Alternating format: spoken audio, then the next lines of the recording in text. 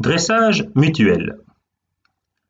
À peine guéri, le prince Pipeau s'occupe de son nouvel ami, le petit cheval rouge.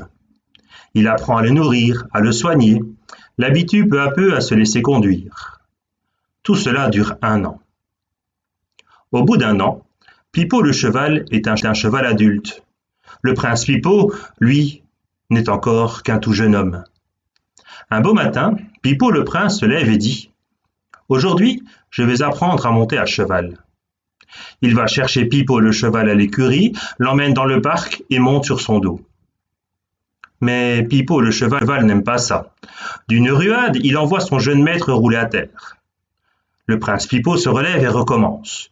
Le cheval rouge le rejette à terre 1 fois, 2 fois, 10 fois, mais le prince est patient. Chaque fois qu'il tombe, il se relève.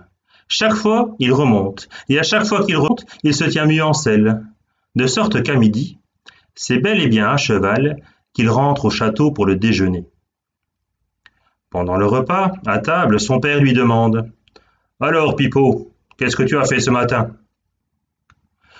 Ce matin, dit le prince, j'ai appris à mon cheval à se monter. » Au même moment, dans l'écurie, la jument blanche, qui est la mère de Pipeau le cheval, demande à son poulain « Qu'est-ce que tu as fait ce matin, mon fils ?»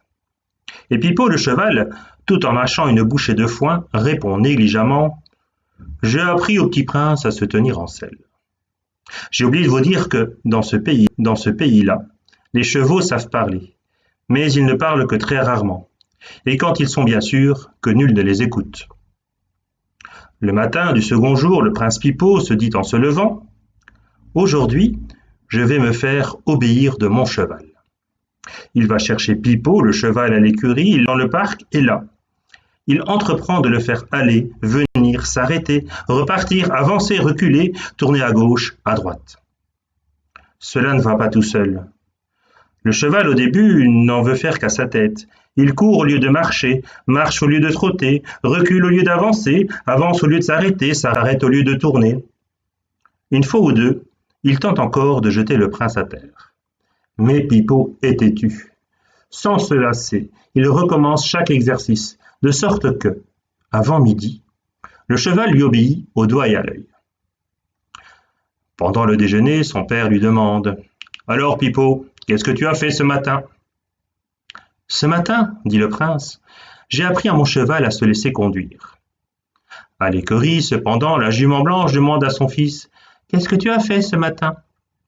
Et Pipeau le cheval répond fièrement « Ce matin, j'ai appris à mon maître à conduire un cheval. » Le 3e jour, le prince Pipeau se lève en se disant « Ce matin, je veux devenir un cavalier accompli. » Il va chercher Pipeau, monte sur son dos et cette fois le fait courir à travers bois, traverser des fourrés, franchir d'un bond des haies, des fossés, des ruisseaux, des troncs d'arbres abattus.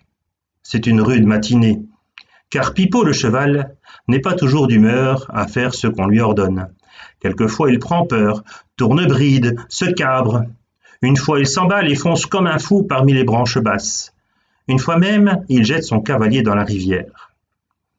Mais le prince Pipeau s'obstine plus que jamais. Griffé, plein d'écorchures, trempé comme une soupe, il ne s'avoue jamais vaincu. À midi, il peut tout exiger de sa monture. Il revient au château, change de vêtements et va se mettre à table. Le roi, son père, lui demande « Alors, Pipeau, qu'est-ce que tu as fait ce matin ?»« Ce matin, répond-il, j'ai appris à mon cheval tout ce qu'un cheval doit savoir. » Cependant qu'à l'écurie, la jument blanche interroge son fils. « Qu'est-ce que tu as fait ce matin ?» Et Pipeau le cheval, frappant le sol du sabot, dit avec orgueil « Ce matin, j'ai fait du prince un cavalier digne de moi. »